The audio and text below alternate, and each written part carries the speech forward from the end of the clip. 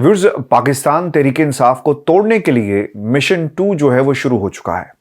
इस मिशन में बहुत सारे इंटरव्यूज आपको पाकिस्तान के टेलीविजन स्क्रीन पर होते हुए नजर आएंगे और फिर इसके साथ साथ तहरीक इंसाफ के इंतखाबी निशान पर कब्जा कैसे करना है, अब इसकी एक हिकमत अमली भी तय कर ली गई है। आपने 9 मई के बाद तहरीक इंसाफ के बहुत सारे लोगों को प्रेस कॉन्फ्रेंसेस करते हुए देखा।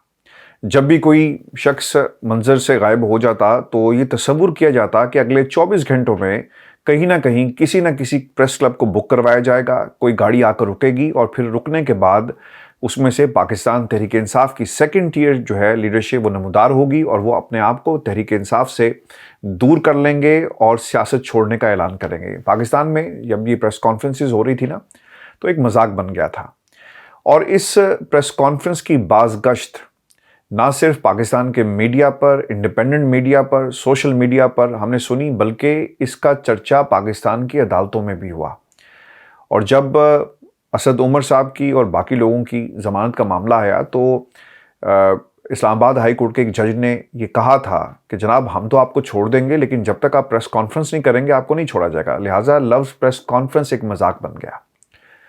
कुछ अर्सा हमने इसके अंदर देखा कि वो लोग जो इमरान खान के साथ खड़े रहे वो रूपोश हो गए, इश्तिहारी करार दे दिए गए। जो टूट नहीं रहे थे, इमरान खान अकेले तनहा और उनके साथ वो खड़े रहे, लेकिन इस दौरान उनकी फैमिलीज़ को टारगेट किया गया, उनकी फैमिलीज़, उनके कारोबार जो हैं तबाह किए गए और फिर मजबूरन इन तमाम लोगों को अंडरग्राउंड होना पड़ा। अच्छा, एक ना थोड़ा सा गैप आया, फिर उसके बाद इन्होंने क्या किया कि इन्होंने प्रेस कॉन्फ्रेंसेस को खैर बात कह के एक इंटरव्यू के ज़रिए उस्मान डार को पाकिस्तान की आवाम के सामने पेश किया। फिर उनसे सवालात पूछे गए और उन्होंने तहरीक इंसाफ से अलहदगी का ना सिर्फ ऐलान किया बल्कि सियासत छोड़ने का भी ऐलान कर दिया। और फिर जो सवाल ये पैदा होता है कि ये इंटरव्यूज़ क्यों करवाए जा रहे हैं। जब प्रेस कॉन्फ्रेंस होती है ना, तो आपके सामने हर कबीले का सहाफ़ी मौजूद होता है। वो आपसे फिर सवाल करेगा कि जनाब, आप किसके कहने पर आए हैं, आप इतना अरसा कहाँ पर गायब रहे, यानी इंडिपेंडेंट सवालात। वो सवालात जो हैं वो किसी के कहने या किसी के कान में अगर कोई आपको बता देता है तो उसकी बुनियाद पर नहीं किए जा रहे थे, बल्कि वो सवालात थे जो सहाफ़त का असल मकाम है। लोग पूछ रहे थे ना कि आप क्यों यहाँ पर आए, आप किसके कहने पर यहाँ पर आए, आपका माजी तो खान साहब के साथ जुड़ा हुआ था, आपने तो कस्में खाई थी और आप माजी में मिनिस्ट्रीज एंजॉय करते रहे, आज इमरान खान पर बुरा वक्त आया तो आप क्यों छोड़कर जा रहे हैं। तो फिर इन सवालों का जवाब ना उस प्रेस कॉन्फ्रेंस में जो शख्स कर रहा होता है ना, उसके बाद जवाब नहीं होता और वो फिर ऑब्वियसली उसकी सुबकी भी होगी। उससे जब मुश्किल सवाल पूछा जाएगा तो वो गुस्से में भी आएगा। जैसी बहुत सारी एग्जांपल्स हैं इन प्रेस कॉन्फ्रेंसेस के हवाले से। लोगों ने जब सवाल पूछे तहरीक इंसाफ के उन लोगों से जो अपना मुंह छुपाते रहे, छोड़कर चले गए, इमरान खान के साथ मरने जीने की जिन्होंने कस्में खाई, एकदम से ये किस तरह अपना कबीला और किबला जो बदल सकते हैं, लोगों ने फिर सवाल किया। तो इसका हल इन्होंने ये निकाला कि क्यों ना इनका एक इंटरव्यू करवा दिया जाए। सामने एक ही शख्स बैठा होगा जिसके पास सेट ऑफ क्वेश्चंस मौजूद होंगे और फिर वो उनसे वही सवाल करेगा और कोई किसी की जब उससे कोई मुश्किल सवाल किया जाता है तो सुबकी नहीं होगी, बल्कि आसानी से हमारा मकसद भी हल हो जाएगा। कल किसी ने पूछा कि जनाब फ़र्क क्या था इन दोनों चीज़ों के अंदर। पहले लोग जो तहरीक इंसाफ को छोड़कर चले गए और उस्मान डार के छोड़ने के बाद क्या हुआ, तो हमने कहा कि जनाब फ़र्क ये था कि सिर्फ और सिर्फ एक तरीक़ाकार फ़र्क था, बाकी सब कुछ वही था। अब आ जाते हैं कि उस्मान डार के इंटरव्यू के बाद अब एक नया इंटरव्यू जिसकी बाज़गश्त जो है इस वक्त सोशल मीडिया पर मौजूद है। व्यूअर्स, कहा ही जाता है कि सदाकत अब्बासी साहब पाकिस्तान तहरीक इंसाफ के एक पिलर समझे जाते थे, अब नहीं है, लेकिन ये किसी को प्यारे हो चुके हैं और इन्होंने पाकिस्तान तहरीक इंसाफ को खैरबाद कह दिया है। 9 मई के वाक़यात के बाद इनका इतनी देर के बाद मंजर-ए-आम पर आना, लेकिन अभी आए नहीं है, किसी टेलीविज़न चैनल में जाकर इंटरव्यू देना, इसने भी वही सवालात खड़े कर दिए जो जुड़े हुए थे उस्मान डार साहब के हवाले से। खबर यह है कि सदाकत अब्बासी साहब को डॉन न्यूज़ की बिल्डिंग में लाया गया और उसके बाद उनका एक इंटरव्यू जो है वो रिकॉर्ड किया जाता है और जब इंटरव्यू रिकॉर्ड हुआ तो उसके बाद फटा ये पड़ गया कि इन्होंने जो इल्ज़ामात लगाए हैं बुशरा बीबी पर, मुबैना तौर पर उन्होंने कहा और बाकी लोगों के बारे में भी, खान साहब के बारे में भी, कि 9 मई के जो मास्टरमाइंड थे ये दोनों शख्सियात थी। इस पर डॉन की मैनेजमेंट को एडिटोरियल जो उनकी गाइडलाइंस हैं वहाँ पर एक कॉन्फ्लिक्ट नज़र आया और उन्होंने कहा कि जनाब हम इस मवाद को चलने नहीं देंगे, और फिर वो इंटरव्यू डॉन न्यूज़ पर नहीं चलाया गया। अब मसला ये है कि क्या किसी और टेलीविज़न चैनल का दरवाज़ा खटखटाया जाएगा और वो जर्नलिस्ट जिन्होंने इंटरव्यू किया, क्या वो इस हवाले से कोई अपना बयान जारी करेंगे? डॉन न्यूज़ को क्या वो खैर बात कहेंगे इस बुनियाद पर कि जनाब आपने एक मेरी स्टोरी थी उसे आपने किल कर दिया, अब वो सही है गलत है? बुशरा बीबी के बारे में जो बातें थी, दूसरी तरफ उनको भी मौका दिया जाए, लेकिन सदाकत अब्बासी साहब का जो इंटरव्यू है आपको ऐसे किल नहीं करना चाहिए, वहाँ भी मुकम्मल खामोशी है। व्यूअर्स, 9 मई बयानिया जो है ना वो एक तरह से तितर बितर हो गया है, और जिन लोगों ने ये कोशिश की है सदाकत अब्बासी साहब का जाना, तहरीक इंसाफ को कोई फ़र्क नहीं पड़ेगा। मैं आपको ना ये एक बात बड़ी ज़िम्मेदारी से, और ये मुझे आज किसी ने सवाल भी किया कि यार आप तहरीक इंसाफ, सुबह होती है तहरीक इंसाफ, शाम होती है पीटीआई खान साहब, और आप उनकी खबरों को इस तरह कवर करते हैं, आपको इससे एक कदम आगे जाकर आपको सोचना चाहिए। और आपको क्या लगता है कि तहरीक इंसाफ और जो हालात इस वक्त क्रिएट हो गए हैं मुल्क के अंदर, अब क्या इनका रिवाइवल होगा? तो व्यूअर्स, जवाब मैंने उनको ये उस वक्त दिया कि मैं इस पर तफसील से आज प्रोग्राम में बात करूंगा, और इसका जवाब ये है कि रियासत इमरान खान के ख़िलाफ़, अदालत इमरान खान के ख़िलाफ़, जजेस की एक पूरे का पूरा ग्रोह जो है वो अपनी मर्ज़ी से और डिलिंग टैक्टिक्स के ज़रिए इमरान खान को जेल के अंदर रख रहा है। सब कुछ ठीक है, कोई इमरान खान के साथ नहीं है, लेकिन आप पाकिस्तान की आवाम को क्यों भूल जाते हैं? जो कुछ शहबाज शरीफ साहब के साथ कल हुआ, कोई तसव्वुर कर सकता था कि वो शख्स जो आने वाले कल में मुल्क का प्राइम मिनिस्टर इन मेकिंग, जिस तरह कहा जाता है कि जनाब ये नंबर 1 चॉइस हैं, वो शख्स जो है उसकी गाड़ी को रोका जाए, पाकिस्तान की आवाम जो है वो उसे उसके ख़िलाफ़ एहतजाज करे, उसे गालियाँ निकाले, उसे बुरा भला कहे, और फिर ये एक सिर्फ ट्रेलर था। यानी आप आवाम के दरमियान जाकर जो है जलसों को कॉर्नर मीटिंग्स का नाम देते हैं क्योंकि आवाम नहीं आती, और अगर आवाम आ जाए तो वो जलसे बन जाएंगे। ये एक पैगाम था पाकिस्तान की आवाम की जानिब से। कल को आप ये भी कह सकते हैं ना कि तहरीक इंसाफ के लोग थे और एक प्लानिंग के तहत इनको उतारा गया। इन्वेस्टिगेशन करवा लें कि क्या पाकिस्तान की पूरी जो 26 करोड़ की आवाम क्या पूरी पीटीआई के साथ खड़ी है? आप जो मर्जी कर लें, जुल्म किसी को अच्छा नहीं लगता। जुल्म किसी के साथ भी हो ना, जब आप आवाम की अदालत और आवाम की ऐनक से आप देखेंगे ना, तो जुल्म किसी को अच्छा नहीं लगेगा। और यही कुछ जो है वो तहरीक इंसाफ के साथ हो रहा है। वो लोग जिन्होंने 9 मई के वाक़यात में मुलविस थे, आप उनका घेरा तंग कर दें, उनके खिलाफ केसेस चलाएं, उन्हें जेल में डालें, लेकिन उन्हें एक हक जो है वो ज़रूर दिया जाए कि वो अपनी बेगुनाही को साबित करें। अगर वो बेगुनाह है, ये एक राइट है, और अगर वो बेगुनाह नहीं है, साबित किया जाए सबूतों के ज़रिए कि इन्होंने सब कुछ किया। और ऐसे लोगों ने पाकिस्तान की जो आर्मी की तनसीबात पर जिस तरह हमले किए, जो लोग मुलविस थे, उन्हें हर सूरत कटहरे में लाना जो है ये बहुत ही इम्पॉर्टेंट होगा। लेकिन ये नहीं हो सकता कि आप किसी को हक ना दें और फिर उसके साथ साथ वो लोग जो इसमें मुलविस भी नहीं थे, और वो लोग जो इस वक्त कानून नाफिज करने वाले इदारों के में मौजूद हैं। ख़बरें ये आती हैं पाकिस्तान से कि जनाब किसी से अगर दुश्मनी थी ना, तो उसका नाम भी इस बुनियाद पर कि दुश्मनी की बुनियाद पर ये डलवा दिया गया लिस्ट के अंदर कि जनाब ये भी तहरीक इंसाफ से है। यानी इस किस्म का जुल्म भी हमने पाकिस्तान में होते हुए देखा है। कम से कम ये मत करें, लोगों को उनका हक मिलना चाहिए, और आप अपना दिफा करें, प्रोसिक्यूशन जो है अपना दिफा करे, और देखें कि ये केस किस तरफ जाता है। लेकिन व्यूअर्स, उस्मान डार, सदाकत अब्बासी, इस किस्म की एग्जाम्पल्स आपको मिलती रहेंगी। क्या हुआ? इन्होंने अपनी सियासत ख़त्म कर दी। इमरान खान की सियासत नहीं ख़त्म होएगी, क्योंकि अवाम इमरान खान के साथ खड़ी है और ये सारे मिलकर इमरान खान को गिराने की कोशिश करते हैं। इमरान खान ना अब एक सिंबल बन गया है, और वो सिंबल जो है पाकिस्तान की आवाम अब उसे कबूल इसलिए कर रही है क्योंकि महंगाई का सताया हुआ नौजवान, बेरोज़गार नौजवान और हालात का मारा हुआ नौजवान, उसे अपनी बका जो है वो हाउस ऑफ शरीफ के दोबारा इक़्तिदार में आने में नहीं लगती, या बिलावल के दोबारा वज़ीर-ए-आज़म बनने में या इक़्तिदार में आने में नहीं लगती, बल्कि वो ये समझता है कि जो जुल्म हो रहा है ना, वो जुल्म रुकना चाहिए, और जब जुल्म रुकेगा पाकिस्तान अपने हालात और अच्छाई की तरफ और बेहतरी की तरफ जो है वो लौटना शुरू हो जाएगा। व्यूअर्स, सदाकत अब्बासी साहब के बारे में बाद में ये भी कहा जा रहा है कि अब शायद फ़ारूक हबीब साहब का नंबर है, और वो भी आकर कोई इंटरव्यू जो है वो करेंगे, और उसमें भी अपने आप को यानी तहरीक इंसाफ से अलहदगी का ऐलान कर सकते हैं। अच्छा, अब इसमें ना ख्वाजा आसिफ और शाहिद खाकान अब्बासी दोनों की सांस में सांस इसलिए भी आई होगी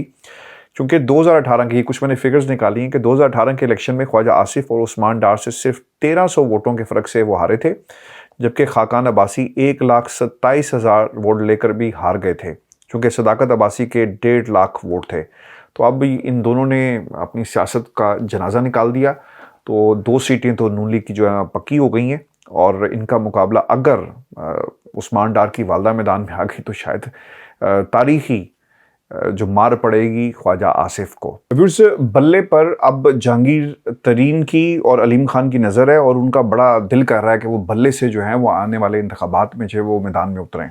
लेकिन जी, कारकर्दगी ना हो ना आपकी, पल्ले आपके कुछ होना, इलेक्टेबल्स आप जितने मर्जी इकट्ठे कर लें, जिस मर्जी की आपके पास सपोर्ट हो और आप अपने आप को दोबारा से नई जमात के साए तले पॉलिटिकली बैप्टाइज करने की कोशिश करें, जिनकी गोद में बैठकर आप ये खेल खेल रहे हैं, अनकरीब वो आपको गोद से जो है ना वो धक्का देंगे। और सियासत हमने पिछले 75 वर्षों में पाकिस्तान के अंदर यही देखी है। अब इनकी ख्वाहिश है कि बल्ले का निशान जो है इनको दे दिया जाए। ओन चौधरी साहब जो हैं, उन्होंने दरख्वास्त दायर की है इस्तेकाम पाकिस्तान पार्टी की तरफ से, और वो ये कहते हैं कि जनाब तहरीक इंसाफ के बल्ले का निशान जो है वो हमें दे दिया जाए। इससे पहले इन्होंने ना उकाब की गालबन ख्वाहिश का इजहार किया था, तो वो इलेक्शन कमीशन की तरफ से रद्द कर दी गई थी। अब इसके अंदर ना सवाल ये है कि क्या बल्ले का निशान पाकिस्तान तहरीक इंसाफ से लिया जा सकता है। देखिए जी, एक सूरत थी कि अगर इस तहरीक इंसाफ को कलअदम करार दे दिया जाए और इनका जो इंतखाबी निशान जो इनको अलॉट हुआ इनसे वापस ले लिया जाए। पहले अगस्त के अंदर ना ये एक मूव हुई थी, अगर आपको याद हो तो इलेक्शन कमीशन ऑफ पाकिस्तान की तरफ से धमकी दी गई थी कि अगर आपने इंट्रा पार्टी इलेक्शन ना करवाए तो हम आपसे बल्ले का निशान वापस ले लेंगे। फिर गौहर साहब जो हैं, बैरिस्टर गौहर, वो इलेक्शन कमीशन में पेश हुए और उन्होंने बताया कि जनाब कोरोना का मसला था, दीगर मामला थे और फिर हमें जो है एक मौका दिया जाए। अब इनके दलाइल को तस्लीम कर लिया गया था और फिर बैरिस्टर गौहर ने बाहर आकर ये भी कहा था कि तमाम एतराज़ात जो हैं वो दूर कर दिए गए और इलेक्शन कमीशन ने हमारे मौक़िफ़ को मान लिया। लेकिन हुआ इसमें पता क्या है, ट्विस्ट क्या था? आजकल ये ट्विस्ट है ना, ये बड़े हमें सियासत में इस वक्त नज़र आ रहे हैं। ट्विस्ट ये था कि फ़ैसले को महफूज करके, सितंबर का फ़ैसला महफूज हुआ है, उस फैसले को सुनाया नहीं गया और खामोशी इख्तियार की गई। अब इलेक्शन कमीशन उस महफूज फैसले में क्या लिखेगा, और एन मुमकिन है ना, यहाँ पर तो ये भी होता रहा कि इलेक्शन कमीशन ने वक्त से पहले ही फैसले जो हैं वो मीडिया के ज़रिए रिलीज़ कर दिए और बाद में पता चला कि जनाब इन पर तो दस्तखत भी नहीं है। तो क्या इलेक्शन कमीशन दोबारा से इस फैसले को चेंज कर देगा और जो महफूज फ़ैसला था जब उसे सुनाया जाए तो उसमें पाकिस्तान तहरीक इंसाफ को उससे जो उसका इंतखाबी निशान है क्या वो वापस ले लिया जाएगा? ये अब कुछ दिनों में हमें मालूम पड़ जाएगा जब इलेक्शन कमीशन जो है अपना ये फैसला सुनाता है। फिर व्यूअर्स, इसमें एक बात ये भी है कि इलेक्शन कमीशन क्या मैच फिक्सर है? जनाब बिल्कुल मैच फिक्सर है, और ऐसा भी हो सकता है कि वो जो महफूज फैसला है उसकी बुनियाद पर ना सिर्फ पाकिस्तान तहरीक इंसाफ को मैदान से बाहर करे, और फिर अगर दरख्वास्त आ गई, प्रेशर आ गया और किसी की ख्वाहिश हुई तो लोग जो हैं ये इलेक्शन कमीशन में जो बैठे हुए हैं ये इंतखाबी निशान जो है वो इस्तेकाम पाकिस्तान पार्टी को दे दें। लेकिन ये शायद इतना आसान नहीं होगा। बल्ले के ज़रिए अगर आपने धांधली का एक प्लान बना लिया ना, तो क्या पाकिस्तान की आवाम जो इतनी बेवकूफ़ है कि उसे मालूम नहीं कि इस बल्ले को जो है बल्ले का निशान किस जमात का था और अब ये निशान किसको दे दिया? ये इतना आसान नहीं होगा। दरख्वास्त ज़रूर गई है और इस पर शायद काम भी शुरू हो जाए, इस पर सुनवाई भी होगी, लेकिन पहले तहरीक इंसाफ को कलअदम करार देना होगा। फिर इंट्रा पार्टी इलेक्शंस जो जिस बुनियाद पर आपने फैसला महफूज किया उसका क्या होगा? इन तमाम जो पहलू हैं इनको मद्देनज़र रखते हुए आपको अपना फ़ैसला जो देना होगा, जो इतना आसान नहीं है कि इलेक्शन कमीशन ये कहे कि ठीक है जी ओन चौधरी साहब खुद चल कर अब आ गए तो लिहाजा इनकी इज़्ज़त और इनका भरम रख लेते हैं हम, इनके आने का, इनकी दरख्वास्त का, इन्होंने बड़ा एहसान किया तो हम इनको इनकी मर्ज़ी का रिलीफ़ और इनकी मर्ज़ी का निशान दे दें। इनकी काबिलियत नहीं है यार, खुदा के बंदो। अगर तुम्हारे पास पैसा है तो पैसे का मतलब ये तो नहीं है कि तुम हर चीज़ को ख़रीद लोगे। पाकिस्तान की आवाम को भी ख़रीद लो, वोट को भी ख़रीद दो, पाकिस्तान के हालात जो हैं वो ठीक कर दो, सब कुछ ख़रीद लो, लेकिन पाकिस्तान के हालात ठीक कर दो। गरीब को नौकरी मिलनी चाहिए, नौजवान को बेरोज़गारी जो मार जाती है ना और वो मुल्क छोड़ने पर मजबूर हो जाता है, ये हालात किसके पैदा किए हुए हैं? इमरान खान ने 3.5 वर्षों में तो हालात पैदा नहीं किए। प्लेजेस थे, कुछ पूरे हुए कुछ नहीं हुए, लेकिन जो पिछले 35 वर्षों से और पिछले 75 वर्षों से हमारे ऊपर हुक्मरानी कर रहे हैं, कभी किसी ने उनका गिरबान पकड़कर ये सवाल किया कि आम आदमी के हालात क्यों नहीं बदलते? जिसकी वजह ये तमाम सियासतदान है। अब इनकी अनोखी ख्वाहिश है, अनोखा लाडला खेलने को मांगे चांद रे। ये लाडला ऐसा है जो खेलने को बैट मांग रहा है, और वो भी किसका? इमरान खान का। तो व्यूअर्स इस पर ज़रूर कमेंट कीजिएगा, बताइएगा कि ये बल्ले का निशान जो है ये लेंगे या नहीं लेंगे, और अगर मिल गया तो इस बल्ले से अवाम इनकी कैसे धुलाई करेगी। ये आने वाले दिनों में, यानी कुछ दिनों में हमें पता चल जाएगा कि इलेक्शन कमीशन जो है इस हवाले से क्या फैसला जो है वो सादिर करता है। व्यूअर्स, इन हालात में जब बल्ले पर कब्जा, तहरीक इंसाफ को तोड़ने की कोशिश की जा रही है, एक खबर सामने आई है, और इस खबर का ताल्लुक जो है वो इमरान खान तहरीक इंसाफ के जलसे से है। एक दरख्वास्त जो है वो जी दायर की गई है, और ये दरख्वास्त जो है वो पाकिस्तान तहरीक इंसाफ की तरफ से एडिशनल सेक्रेटरी हैं जी अजीमुल्ला खान साहब, सरदार अजीमुल्ला खान साहब, इनकी तरफ से दरख्वास्त जो दी गई है, और बखिदमत जनाब डिप्टी कमिश्नर साहब लाहौर, जिनके नाम ये दरख्वास्त लिखी गई, और इसमें ये कहा गया, इस्तदा की गई कि पाकिस्तान तहरीक इंसाफ मुल्क की सबसे बड़ी और मकबूल तरीन सियासी जमात है, और आइंदा मुनक्किद होने वाला जनरल इलेक्शंस के हवाले से अवाम उन्नास को अपने प्रोग्राम से आगाही के हवाले से जलसे आम की इजाज़त चाहते हैं, इनेकाद करना चाहते हैं बरोज़ इतवार 15 अक्टूबर शाम 7 बजे बमकाम लिबर्टी गोल चक्कर गुलबर्ग, हमें जलसे की इजाज़त दी जाए। लो जी, अब वो तमाम लोग जो दावे करते थे कि जनाब लेवल प्लेइंग फील्ड जो है वो दी जाएगी, इसका भी ना एक ड्रॉप सीन हो जाएगा। सवाल व्यूज़ इसके अंदर ना बड़ा सीधा सा है कि काकड़ साहब ने गैर मुल्की मीडिया को ये इंटरव्यू देते हुए कहा कि सियासी जमात चाहे वो कोई भी हो, हम उनके हकूक़ का तहफ़्फ़ुज़ करेंगे, तमाम सियासी जमातों को लेवल प्लेइंग फील्ड दी जाएगी। अब इस बात का ऐलान करना कि जनाब लेवल प्लेइंग फील्ड होगी, क्या डीसी साहब जो हैं वो तहरीक इंसाफ को लिबर्टी गोल चक्कर पर जलसे की इजाज़त देंगी? पूरी पाकिस्तान की कौम को पता है कि कभी भी इजाज़त नहीं दी जाएगी। ये इजाज़त जो है ना सिर्फ नवाज़ शरीफ के लिए है, ये इजाज़त MQM के लिए है, ये इजाज़त मुस्तफ़ा कमाल को मिल जाएगी, ये इजाज़त बिलावल को मिल जाएगी, ये इजाज़त जो है वो फजलुर रहमान को मिल जाएगी, ये इजाज़त इश्तिहारियों और फरारियों को मिल जाएगी, जरदारियों को मिल जाएगी, लेकिन ये इजाज़त जो है पाकिस्तान तहरीक इंसाफ को नहीं मिलेगी। या तो फिर आप एक काम करें ना, तहरीक इंसाफ को कलअदम करार दे दें, और इसके साथ साथ पाकिस्तान तहरीक इंसाफ के वोटर सपोर्टर को भी कलअदम करार दे दें, इस झंडे को बैन कर दें। बल्कि ये तीनों रंग जो इस झंडे में मौजूद हैं, 3 हैं या 2 हैं, जितने भी हैं, इन तमाम रंगों को आप बैन कर दें, इस नाम को बैन कर दें।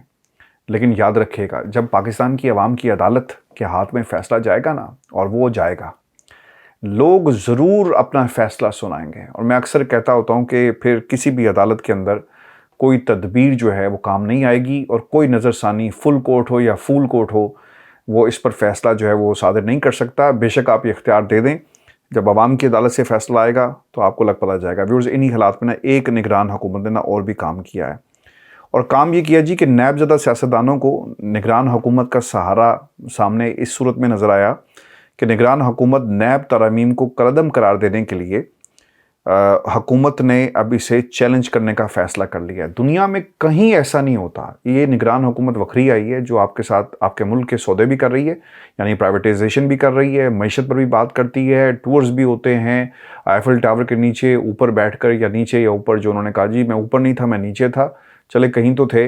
पाकिस्तान की आवाम का पैसा उड़ाया जाता है। ये अलग हुकूमत आई जो जिनका मैंडेट नहीं था, वो सिक्योरिटी, ये जो आपका यूनाइटेड नेशन की जनरल असम्बली का इजलास था, वहाँ पर खड़े होकर तकरीरें करते हैं, एक इंतहाई फजूल किस्म की तकरीर। और ऐसा शख्स जिसका कोई मैंडेट नहीं है, वो पाकिस्तान की आवाम को, पाकिस्तान के मौक़िफ़ को आलमी दुनिया में रिप्रेजेंट कर रहा है। अब वो ये कहता है, और ये हुकूमत ये कह रही है कि जनाब हम तो जाकर इसे चैलेंज करेंगे। ठीक है जी, आप चैलेंज कर लें, लेकिन मुझे इसमें ना मैंडेट इनका नहीं है।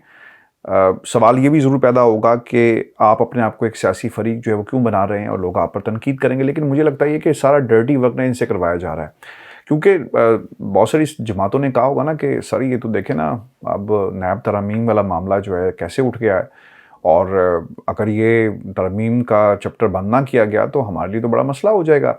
हम इलेक्शन के अंदर कैसे जाएंगे? जरदारी साहब भी परेशान, नवाज शरीफ भी परेशान, तोशा खाना, ख्वाजा साद रफ़ी भी परेशान, राजा रेंटल भी परेशान।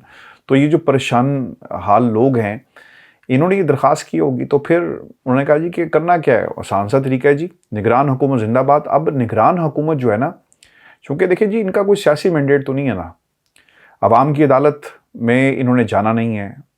अब ये काकड़ साहब अपनी सियासत ख़त्म नहीं समझें और फारिग हो जाएंगे पूरी तरह जब ये इस कुर्सी से उतरेंगे, तो इन्होंने फिर ये तरीका निकाला कि सारा मलबा डर्टी वर्क जो है हम इस हुकूमत से करवाते हैं और इनसे किसने पूछना है। बाबू लोगों से तो कोई नहीं पूछेगा ना कि क्या करते थे और क्या करते रहे हो और क्या करने जा रहे हो और क्या होगा। इन तमाम चीज़ों को मद्देनज़र रखते हुए अब ये काम जो है वो निगरान हुकूमत से करवाया जा रहा है। और व्यूअर्स आपको ये भी बताएं कि खान साहब की जो सालगिरह है वो ट्विटर के ऊपर यानी एक्स के ऊपर टॉप ट्रेंड जो है वो बनी हुई है, और फिर उसके नीचे अलीम खान साहब की भी सालगिरह थी, उसे कोई 10,000 लोगों ने पोस्ट की, जबकि खान साहब की सालगिरह को तकरीबन 811 यानी 8,11,000, जब ये मैं प्रोग्राम रिकॉर्ड कर रहा हूँ उस वक्त ये 8 लाख के करीब लोग जो हैं ये रीट्वीट और पोस्ट जो है वो कर चुके थे, लेकिन ये नंबर्स इससे ऊपर जा चुके हैं और 1 मिलियन जो है वो क्रॉस कर चुके हैं।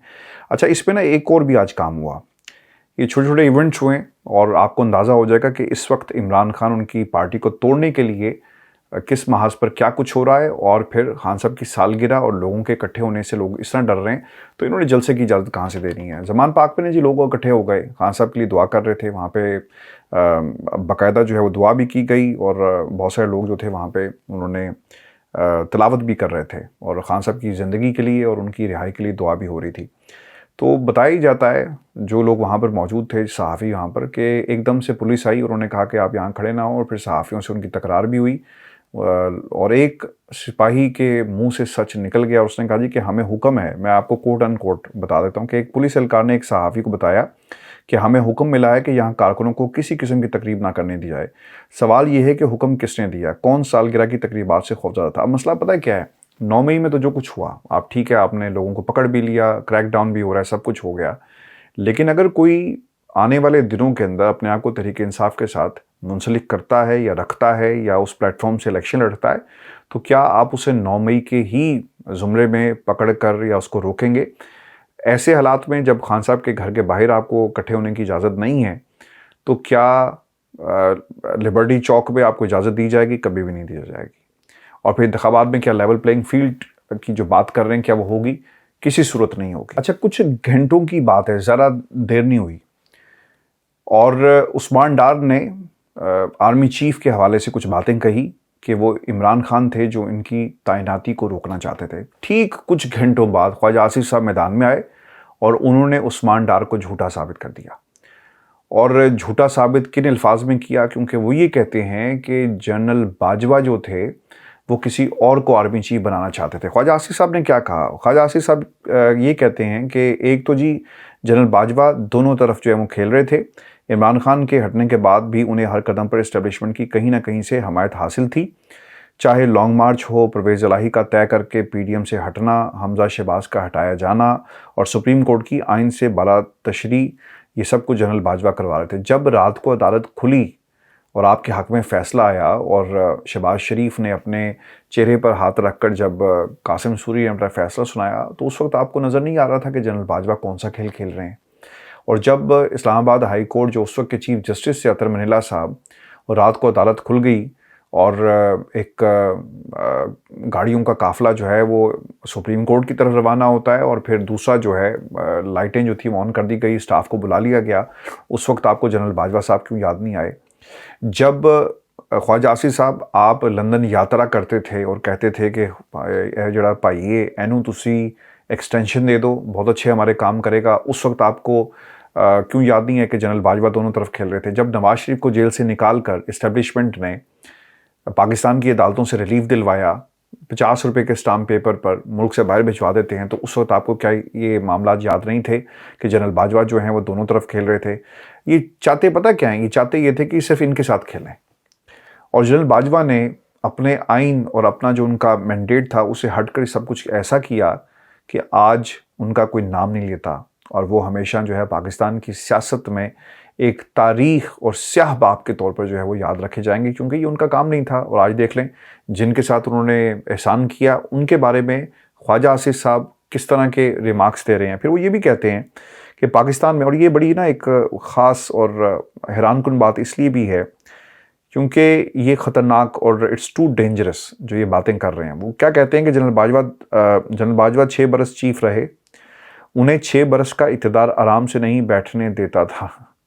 वो अगला चीफ भी अपनी मर्जी का लगवाना चाहते थे, लेकिन हमारा इसार इस बात पर था कि सबसे सीनियर मोस्ट आर्मी चीफ बने जो जनरल आसिम मुनीर थे। बिल्कुल ठीक है जी, उन्हें बनना चाहिए था, ये आपका इस्तेहकाक था, आपने उसे इस्तेमाल किया, लेकिन ये इस्तेहकाक पाकिस्तान के वज़ीर-ए-आज़म का था, ये नवाज शरीफ का नहीं था, जिसके बारे में नून लीग क्लेम करती रही कि देखा आज भी हम फैसले कर रहे हैं। फिर नून लीग मोहसिन कुश कैसे है? नून लीग ने मोहसिन कुशी की ऐसे हद पार की है जी कि वो जनरल बाजवा, जिसकी एक्सटेंशन के लिए ख्वाजा आसिफ साहब पहले जाते रहे लंदन, इसके बाद जिनको नवाज शरीफ खत लिख कर देते रहे एक्सटेंशन के लिए, वो कह रहे हैं कि जनरल बाजवा दोनों तरफ खेल रहे थे। अच्छा, मैंने ये तो आपके सामने तफसील के साथ कुछ चीज़ें रख दी हैं, लेकिन व्यूअर्स हालात ये हैं कि एक तो ये जो दहशतगर्दी वाली जो बात की है ना, ये कम से कम मुझे हज़म नहीं हो रही। और उन्होंने ये कहा कि पाकिस्तान में हालिया दहशतगर्दी के ताने बाने पीटीआई से मिलते हैं और इन दहशतगर्द को इलेक्शन में भी इस्तेमाल किया जा सकता है। मतलब इसके सबूत जो हैं, इस पे तो पाकिस्तान की अदालत को अब ऐसे मौक़ों के लिए होता है जी सू मोटो एक्शन, और वो इख्तियार आते हैं जो अदालत जो है वो किसी के पास गिरवी रखना चाहती है, और ये वो मामला थे जिस पर आपके खुद इख्तियारात काम आते हैं। अब ख्वाजा आसिफ साहब ने ये बात की ना कि दहशतगर्दी और उसको ताने बाने आप पीटीआई के साथ जोड़ रहे हैं। कम ऑन ख्वाजा साहब, इससे बड़ी दलील को लेकर आएँ तहरीक इंसाफ को दूर रखने के लिए। अब क्योंकि इनके पास बयानिया नहीं है ना, कारकर्दगी नहीं है, साजिशें की। पाकिस्तान जो है ना, अगर आपने गेम ऑफ थ्रोन्स देखी हो तो ये वैसा ही कोई मंजर पेश कर रही है, और इसी तरह की कोशिशें जो हैं वो दोनों चारों तरफ से जो हैं वो हमें लोग करते हुए नज़र आ रहे हैं। व्यूअर्स, ये शो था आज का हमारा। अपने कमेंट्स ज़रूर भेजिएगा, चैनल को सब्सक्राइब करना मत भूलें। मुझे इजाज़त दीजिए, अल्लाह ने के पान।